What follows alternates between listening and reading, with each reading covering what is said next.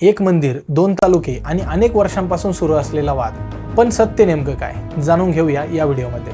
सह्याद्रीच्या दाट जंगलात जिथे उगम होतो भीमा नदीचा आणि जिथे वसले आहे भारतातील 12 ज्योतिर्लिंगांपैकी एक भीमाशंकर. पुराणांनुसार भीमासुराचा वध करून भगवान शिव येथे ज्योतिर्लिंग स्वरूपात प्रकट झाले. पुढे यादव, मराठा आणि पेशवे काळात मंदिराचा विस्तार झाला.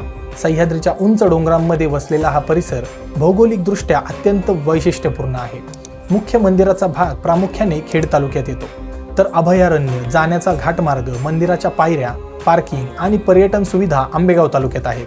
हा वाद फक्त मंदिराचा नाही, तर विकास निधी, रस्ते, पर्यटन आणि प्रशासकीय अधिकारांचा आहे. पुणे मुंबई बाजूकडून येणारे भाविक खेड तालुक्यातील शिरगाव मार्गे भीमाशंकरकडे जातात.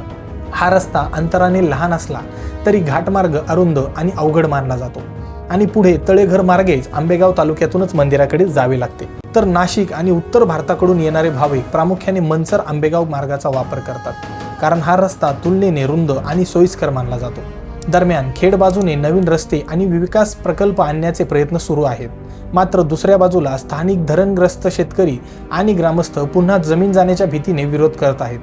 काहींच्या मते योग्य नियोजन झालं तर पर्यटन, रोजगार आणि स्थानिक विकासाला मोठी चालना मिळू शकते. पण या सर्व संघर्षात त्रास मात्र भाविकांनाच होतोय. वाहतूक कोंडी, पार्किंग, स्वच्छता आणि व्यवस्थापनाचे प्रश्न अजूनही कायम आहेत.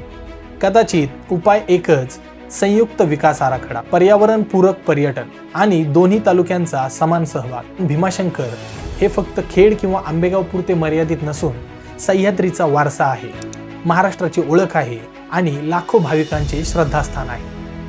हर हर महादेव.